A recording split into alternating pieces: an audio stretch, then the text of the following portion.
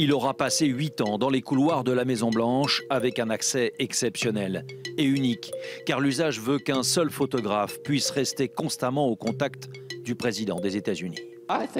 Je pense que ça lui a pris quelques mois avant de comprendre qu'il y aurait cet homme derrière lui, photographiant chacun de ses mouvements.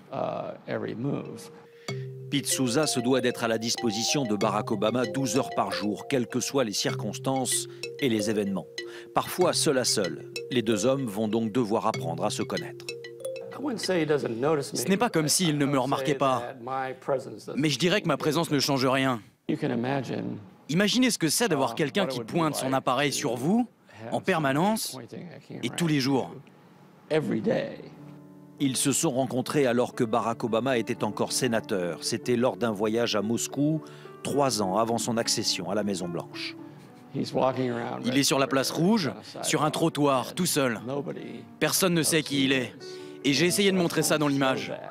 Je me suis dit, s'il devenait président un jour, c'est une photo qu'on ne pourra plus jamais refaire. Déjà dans le pool de reporters du temps de Ronald Reagan, Pete Souza franchit un cap avec le 44e président, car il devient son regard attitré. Son rôle est aussi de servir les archives nationales. Être observé constamment, c'est vraiment la chose la plus difficile à vivre. On ne s'y habitue pas. Mais quand vous avez quelqu'un comme Pete Souza, à qui vous faites confiance, qui est un ami, capable de se fondre dans le décor, eh bien d'une certaine façon, vous arrivez à l'oublier. Le plus intéressant dans mon métier, c'est de pouvoir le voir dans tous les aspects de sa vie. Pour Pete Souza, Barack Obama est une aubaine, une personnalité attachante, très photogénique. Le photographe ne s'absente que 20 minutes par jour pour aller déjeuner, du coup, il ne rate rien, même en vacances ou en famille. Son plus mauvais souvenir, la tragédie de Newtown, une fusillade dans une école élémentaire. L'émotion des familles était tellement forte.